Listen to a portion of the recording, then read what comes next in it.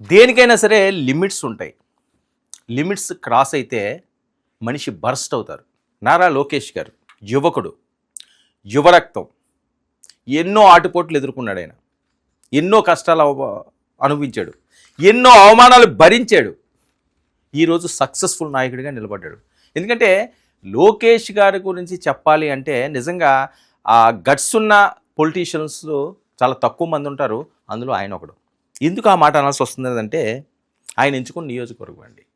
ఆయన ఎంచుకున్న నియోజకవర్గంలో ఆయన ఓడిపోయాడు, అందరికీ గుర్తుంది కదా.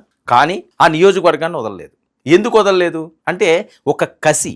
అరే నేను ఓడిపోయిన దగ్గర గెలిస్తేనే కదా మగాడితనం, పిరికి బందలాగా ఎక్కడికో పోవడం ఎందుకు, మంగళగిరిలో ఎవరొచ్చినా మంగళం పాడేద్దాం, ఇది కదా ఆయన శబదం పూనాడు. చాలా గొప్ప విషయం ఇది.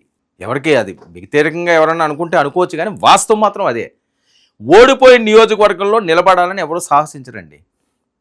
ఆ ధైర్యం చాలా తక్కువ మందిలోనే ఉంటుంది. ఎందుకురా బాబు అనవసరంగా రిస్క్ అని. మరొక అంశం, వేరే వాళ్ళ పరిస్థితి అయితే వేరు. ఆయన సాక్షాత్తు సీఎం కొడుకు, నందమూరి వాళ్ళ అల్లుడు, నారావారి వారసుడు, ఏకైక వారసుడు. మరి వాళ్ళకి ఇంకా భయం ఉంటుంది. అరే ఓడిపోతే ఏంటి మన పరువు పోతుంది, పార్టీ పరిస్థితి ఏంటి. ఎందుకంటే అంత దారుణంగా మాట్లాడారు కాబట్టి. మంగళగిరిలో లోకేష్ గారు ఓడిపోతే నరకం చూపించారు. సీఎం కొడుకే ఓడిపోయాడు, అతను ఎందుకు పనిచేస్తాడు, అది ఇది అది అని. కానీ ఏ రోజు కూడా ఆయన అసహనం ఫీల్ అవ్వలేదు. లోకలే ఆ బాధనంతా దిగమింగుకొని ధైర్యంగా ముందుకు అడుగులు వేశాడు. పాదయాత్రలోని ఒక భరోసా ఇచ్చాడు, నేనున్నాను, నేను వస్తున్నానన్న భరోసా. కట్ చేస్తే ఏమైంది, ఈరోజు ఎక్కడికో వెళ్ళి కూర్చున్నాడు ఆయన. అయినప్పటికీ కూడా సరే, రాజకీయ సభల్లో ఎలక్షన్ టైంలో ఎవరైనా కొద్ది స్పీడ్గా మాట్లాడతారు, 2-3 పదాలు దొరలొచ్చేమో కాక. కానీ చాలా పద్ధతిగా ఆయన ముందుకు నడిచే విధానం అందరినీ శభాష్ అనిపిస్తుంది. ఆయనేంట్లే చంద్రబాబు నాయుడు గారు వారసుడా, అది కష్టమైపోద్ది, ఆయన ఎక్కడ, ఆయన చాలా అనుభవశాలి అన్నారు. కానీ లోకేష్ గారిని చూస్తుంటే ఆయన స్టార్ట్ చేసాడు, వచ్చేసాడు. ఆయన అన్నీ నేర్చేసుకున్నాడు. లోకేష్ గారు ఇది కాదు అది కాదు అనే పరిస్థితి లేదు. ఆయన లైన్లోకి వచ్చేసాడు, లైన్లో పడిపోయాడు. ఈరోజు సౌమ్యంగా సరదాగా ప్రెస్ మీట్లో వాటిలోని చూస్తున్నప్పుడు మాట్లాడుతున్నప్పుడు చాలా సరదాగా జోబియల్గా ఉంటుంటారు. ఓకే, రాజకీయం అన్నది సెటైర్లు వేస్తుంటారు, చురకలు వేస్తుంటారు, అది సదా మామూలే. కానీ ఆయన ఉగ్ర రూపం, ఉగ్ర నారసింహ అయిపోయాడు ఈరోజు నారా లోకేష్ గారు. ఉగ్ర నారవారి సింహం, ఉగ్ర నారావారి సింహం అయిపోయాడు ఆయన. ఎందుకు, ఏమైంది అంటే ఎంతకాలమో ఆయన గుండెల్లో దాచుకున్న వేదన్ని ఒక్కసారిగా వెళ్ళగట్టాడండి. ఆయన కడుపులో రగిలిపోతున్న అగ్నిజ్వాలల్ని ఈరోజు ఒక్కసారిగా ఉజ్వలింపజేశాడు ఆయన. ఈరోజు మండల్లో చూస్తే అది మన కళ్ళకు కట్టినట్టుగా కనిపిస్తుంటుంది. ఏంటి లోకేష్ గారు ఏంటి, ఇంత ఆవేదన ఆయనలో ఉందా, ఇంత ఆగ్రహం ఉందా, దేనికోసం ఉందండి, వేరే అంశాలు ఏం కాదు, కుటుంబ బంధాలు. శాసన మండలిలో గర్జించిన లోకేష్. వైసీపీ శాసన మండలి పక్షనేత బొత్సపై చినబాబు ఉగ్రరూపం. బొత్స మాటలను తిప్పికొట్టి ఏకిపారేసిన లోకేష్. వైసీపీపై గతంలో ఎన్నడూ లేని విధంగా మండిపడ్డ లోకేష్ ఉగ్రరూప వీడియోలను షేర్ చేస్తున్న నెటిజన్లు. సోషల్ మీడియా షేక్ అవుతుంది. ఎందుకంటే ఏదో పవన్ కళ్యాణ్ గారు ఈ రకంగా మాట్లాడటం, ఎప్పుడైనా చంద్రబాబు నాయుడు గారు ఆవేశంగా మాట్లాడటం, గతంలో రాజశేఖర రెడ్డి గారు ఆవేశంగా మాట్లాడటం, జగన్ గారు ఇది ఎంత చూసింది. వాళ్ళు ఆవేశంగా మాట్లాడతారని, కానీ ఈయన అంత సీరియస్గా అంత ఉగ్ర నారసింహుల్లాగా అయిపోతాడని చెప్పి ఎవరూ ఊహించలేదు. ఆ నారసింహ ముఖం ఆయనలో కనిపించింది. ఆవేశం, ఆగ్రహం కట్టలు తెంచుకుంది. తాజాగా శాసన మండలిలో విశాఖ స్టీల్ ప్లాంట్ అంశంపై వాడివేడి చర్చ. వైసీపీ ఎమ్మెల్సీ వరదు కళ్యాణ్పై లోకేష్ అభ్యంతరకర వ్యాఖ్యలు చేశారన్న బొత్స వ్యాఖ్యలను ఖండిస్తూ ఫైర్ అయిన లోకేష్. మా అమ్మను శాసనసభ సాక్షిగా అవమానిస్తే అప్పుడు ఏం చేశారనే ప్రశ్న. ఆ వీడియో మీకు నేను చూపిస్తాను. ఆయన ఎంత ఎమోషనల్గా, ఎంత ఆగ్రహంతో ఊగిపోయాడు ఆయన. మండలి షేక్ అయ్యింది. ఒక నాయకుడు ఎవరైనా సరే నికార్సుగా, నిక్కచ్చిగా, నిజాయితీగా రొమ్ము విరుచుకుని మాట్లాడితే ఎవరైనా సరే వణక్క తప్పదు. చాలా కాలం తర్వాత సభ వణికింది, ఒక్కసారిగా గజగజలాడింది, భూకంపం వచ్చింది అక్కడ అన్నట్లుగా. వినండి, ఆ వాయిస్ వినండి, మీకే అర్థమవుతుంది. మీరు మంత్రిగా ఉన్నప్పుడు శాసనసభ సాక్షిగా మా అమ్మను అవమానించినప్పుడు మీరు ఏం చేశారు సార్? మా తల్లిని అవమానించినప్పుడు ఏం చేశారు అంటున్నా? మీరు మారుతారా? మహిళల గురించి మీరు మాట్లాడతారా? నేను కళ్యాణి గౌరవం అన్నాను. నాకు మహిళలు గౌరవిస్తాం మా అమ్మ నాకు నేర్పించింది సార్. మీ నాయకుడికి నేర్పించలేదేమో, నాకు నేర్పించారు. మహిళలు ఎట్లా గౌరవించాలో నాకు తెలుసు సార్. శాసనసభ సాక్షిగా మా తల్లిని అవమానించారు. కావాలంటే video we'll play it now, audio ఉంది దాంట్లో క్లియర్ గా. ఒక తల్లి ఆవేదన బాధ నాకు తెలుసు సార్, నేను చూసా. 3 నెలలు పట్టింది మా తల్లి రికవర్ అయ్యేదానికి. You please don't lecture me on respecting women.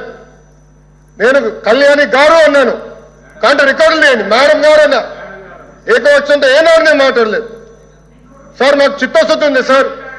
వినండి సార్, మీకు ఓపిక లేకపోతే బయటకు వెళ్ళండి, నో ప్రాబ్లం. Please listen.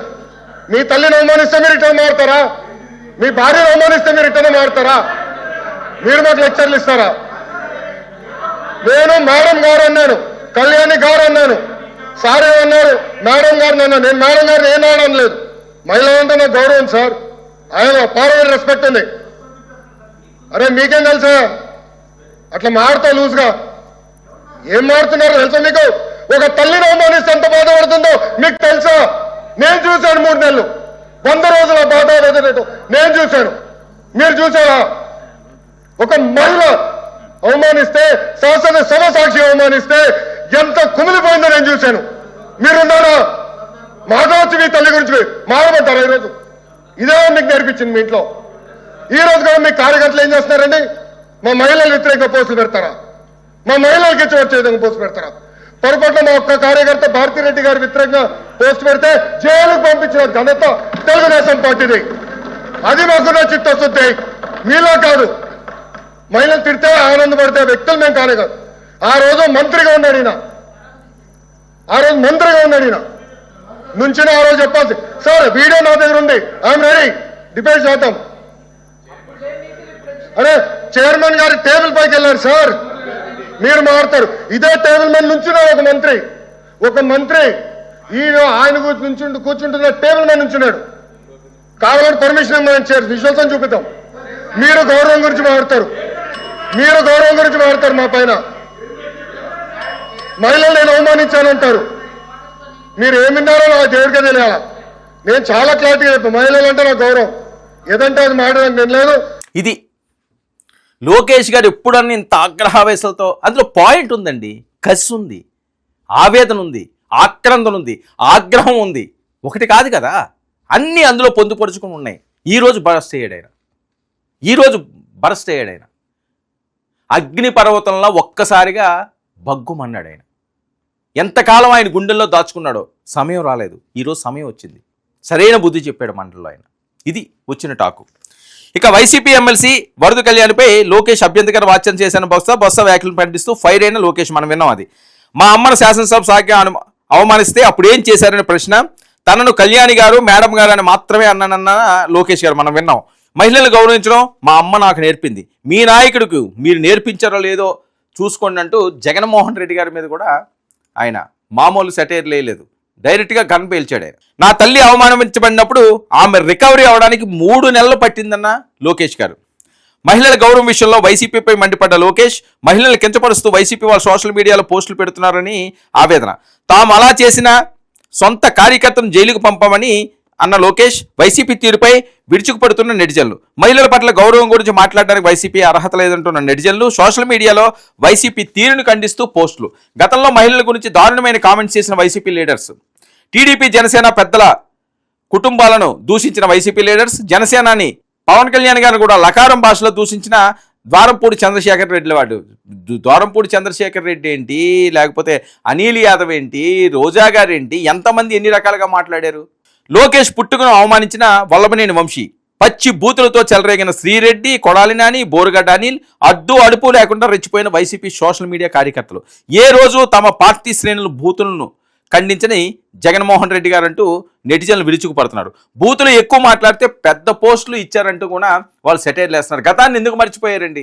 నిండు సభలో భువనేశ్వరి గారిని మాట్లాడిన మాటలు, ఏ తల్లినన్నా ఇప్పుడు ఆయన అదే కదా ప్రశ్నించాడు. మీ తల్లినంటే మీరు ఊరుకుంటారా? మీ భార్యనంటే మీరు ఊరుకుంటారా? ఇంత నీచంగా నా తల్లిని నిండు సభలో అవమానించినప్పుడు మీ నోర్లు ఏమైపోయినాయి? మీరెందుకు అడగలేకపోయారు? మీరెందుకు నిలబడలేకపోయారు? మహిళల గురించి అసలు మీకు మాట్లాడే అర్హత ఉందా? అర్హత మీకుందా? మహిళల గురించి మాట్లాడే అర్హత మీకుందా?